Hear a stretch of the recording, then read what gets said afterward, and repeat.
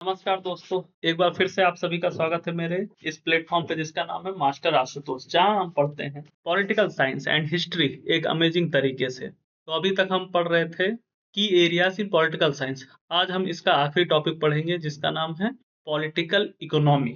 अगर इससे पहले आपने मेरे वीडियो ना देखे हो तो इस आई बटन पे क्लिक करके देख सकते। तो चलिए शुरू करते हैं आज का टॉपिक जिसका नाम है पॉलिटिकल इकोनॉमी। तो दोस्तों, पॉलिटिकल इकोनॉमी एक ऐसा टॉपिक है जो पॉलिटिक्स और इकोनॉमी के बीच के रिलेशन को समझाने की कोशिश करता है। इसका मेन पर्पस ये होता है कि policies, government and economic system एक दूसरे को कैसे प्रभावित करते हैं या एक दूसरे पे कैसे इंटरडिपेंडेंट है, या फिर हम कह सकते हैं कि ये तीनों एक दूसरे पे क्या इम्पैक्ट डालते हैं और एक दूसरे से ये आपस में कैसे रिलेट। कि जैसे बिना अच्छे इकोनॉमिक सिस्टम के या जिस भी देश का अच्छा इकोनॉमिक कंडीशन नहीं होगा तो उस देश की गवर्नमेंट स्टेबल नहीं रह सकती है, और वो देश कभी भी तरक्की नहीं कर सकता जहां जिस देश की इकोनॉमी अच्छी ना हो। और इकोनॉमी तभी अच्छी होती है जब उस देश की गवर्नमेंट अच्छी हो जो अपने देश की इकोनॉमी के बारे में अच्छी पॉलिसीज बनाती हो। तो इसीलिए गवर्नमेंट और इकोनॉमी, या कह सकते हैं उस देश का पॉलिटिकल स्ट्रक्चर, इकोनॉमी आपस में अच्छे से रिलेट करे। तो इसका जो मेन पॉइंट है ये कि गवर्नमेंट का क्या रोल होता है इकोनॉमी में। तो ये टोटल डिपेंड करता है कि गवर्नमेंट कैसे अपने देश की इकोनॉमी को कंट्रोल करती है। जैसे कि उस देश का टैक्सेशन कैसा है, मतलब टैक्स सिस्टम कैसा है, पब्लिक स्पेंडिंग कैसी है, ट्रेड पॉलिसीज कैसी हैं। अगर ये बेटर होंगी तो देश की इकोनॉमी आगे बढ़ेगी। दूसरा जो फैक्टर इकोनॉमी को इम्पैक्ट करता है वो है मार्केट फोर्सेस और पॉलिटिक्स। मार्केट फोर्सेस जैसे कि डिमांड एंड सप्लाई। आज की दुनिया ग्लोबल हो गई है। ग्लोबल दुनिया के साथ साथ देशों को भी आपस में नए जमाने के हिसाब से चलना पड़ता है, तो उनको अपनी जो पॉलिसी है ये ग्लोबल वर्ल्ड को भी मद्देनजर रखते हुए बनानी पड़ती हैं। उनका साथ ही साथ गवर्नमेंट जो वेलफेयर स्कीम बनाती है उनको भी ये ध्यान में रख के बनाना पड़ता है कि कहीं इन पॉलिसीज से इकोनॉमी पे कोई बुरा इम्पैक्ट तो नहीं पड़ेगा। जैसे कि कहा जा सकता है मुफ्त का कल्चर जो हमारे देश में चलता है, हर चीज मुफ्त में बांटी जाती है। तो जो लोग जो मुफ्त पाने के लायक हैं उनको मुफ्त में दिया जाना चाहिए, लेकिन सभी को नहीं, क्योंकि इससे देश पे एक्स्ट्रा बर्डन होगा, देश के खजाने पे एक्स्ट्रा बर्डन होगा, फिर हमारे देश की इकोनॉमी कोलैप्स करने लगेगी धीरे धीरे। तो हम इसके क्लासिफिकेशन को पढ़ेंगे। पॉलिटिकल इकोनॉमी का क्लासिफिकेशन।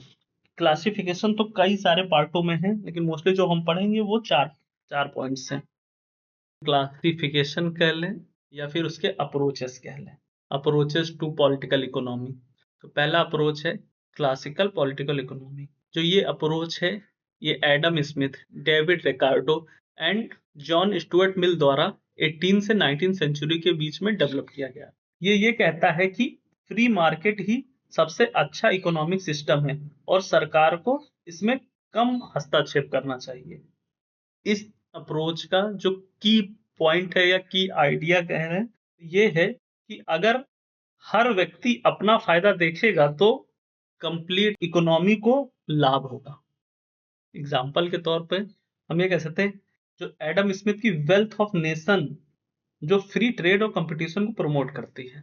एडम स्मिथ ने एक अपनी थ्योरी बताई है जिसमें इन्होंने कहा है सारी दुनिया के देश आपस में एक दूसरे देशों के सामानों पर टैक्स ना लगाएं, फ्री ट्रेड करें, तो इससे सभी देशों का ज्यादा से ज्यादा फायदा होगा।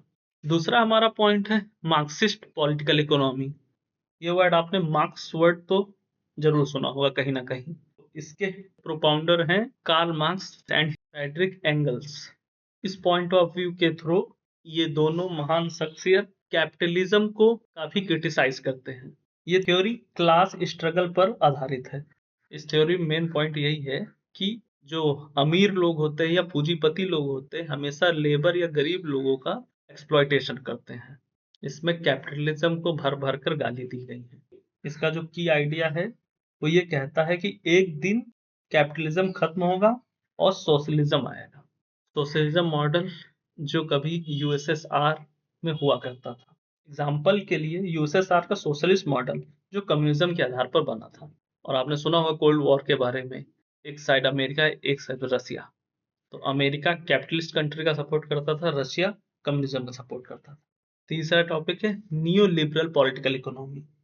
इस आइडिया को लेट 20th सेंचुरी में डेवलप किया गया है। Milton Friedman and Frederick Hayek ने इसको डेवलप किया है।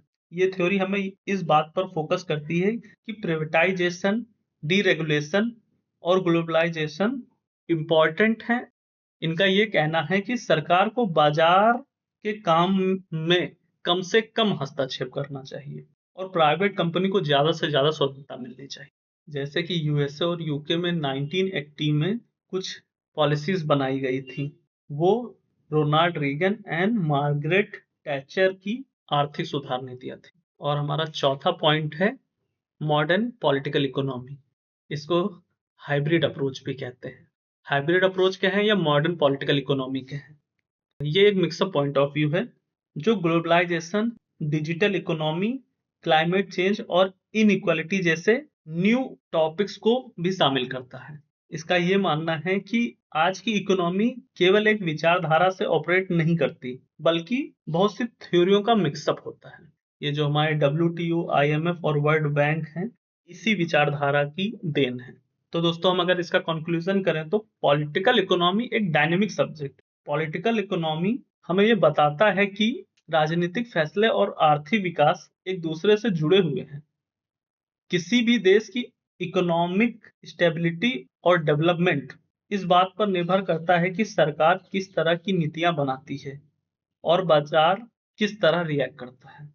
अगर आप टॉपिक और डिटेल में समझना है तो कमेंट में जरूर बताएं। मैं इसके बारे में एक सेपरेट वीडियो अलग से बना दूंगा जिसमें हम डिटेल में बात करेंगे इसके बारे में।